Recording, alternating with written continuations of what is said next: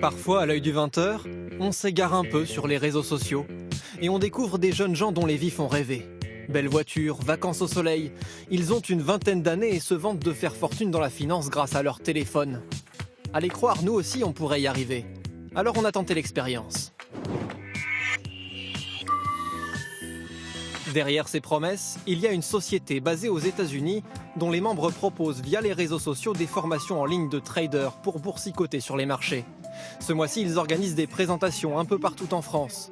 700 personnes à Paris le week-end dernier. En caméra cachée, nous nous sommes invités à celle de Bordeaux. Sur place, une cinquantaine de personnes, entre 18 et 30 ans, tous conviés via les réseaux sociaux. Aujourd'hui, qui dans cette salle a un téléphone sur lui? Levez la main, s'il vous plaît. Ok. Qui aujourd'hui dans cette salle sait faire de l'argent avec son téléphone? Aujourd'hui, vous allez pouvoir bénéficier de 3 packs différents. La promesse est alléchante.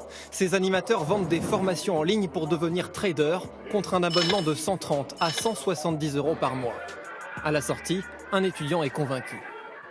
En fait, cette société-là, il faut l'avoir comme une université, tu vois. C'est-à-dire qu'elle fournit des formations, tu vois, pour 130 € le mois. L'école de trading, c'est 15 000 € l'année.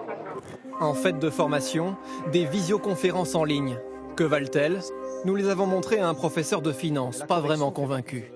Tout ça a l'air quand même assez loin de ce qu'on fait aujourd'hui quand on veut former les gens sur ce genre de choses de façon rigoureuse. Si ce système a du succès, c'est qu'à côté des formations, il offre une autre forme de revenu, non pas en jouant sur les marchés, mais en recrutant de nouveaux abonnés. Un système en forme de pyramide. En recrutant 3 nouveaux abonnés, les cours en ligne deviennent gratuits. 9 autres, et l'on touche 500 $ par mois. Puis 1000, 2000, 4500, toujours plus, en fonction du nombre de clients recrutés. Pour une minorité qui s'enrichit, une armée de perdants.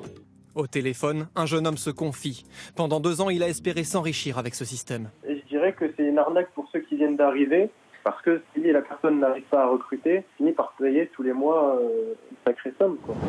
Pourtant, ces promesses d'argent facile font rêver les plus jeunes. Cette professeure d'économie a découvert qu'un élève de première tentait de recruter ses camarades au lycée. On m'explique en gros qu'un élève du lycée est apprenti trader et gagne de l'argent. Et il s'avère que cet élève ne vient plus en classe depuis 3 mois. Il était très bon élève jusqu'en décembre. Et en décembre, il a arrêté de venir en classe. Dans la cour du lycée, sa prétendue richesse fascine. Il nous montrait ça sur Snap. Il mettait, voilà, argent facile. Il était comme dans une secte. Bon, c'est qu'à ça, c'était sa vie. Il a mis ses études entre parenthèses et tout ça. Enfin, vraiment, il se voyait vivre de ça toute sa vie, quoi. Aujourd'hui, cet élève aurait repris les cours. Nous avons sollicité les représentants de cette société qui mettent en scène leur réussite financière en vidéo. Pas de réponse. En dehors des réseaux sociaux, ils fuient la publicité. Ils font ça de manière relativement discrète, c'est-à-dire qu'ils sont sur les réseaux sociaux, ils n'en parlent jamais totalement publiquement et ils vont directement toucher les jeunes, leurs cibles, sans que les parents se rendent compte forcément derrière que leur adolescent, leur enfant, sur Snapchat, reçoit des messages de quelqu'un qui lui promet monts et merveilles.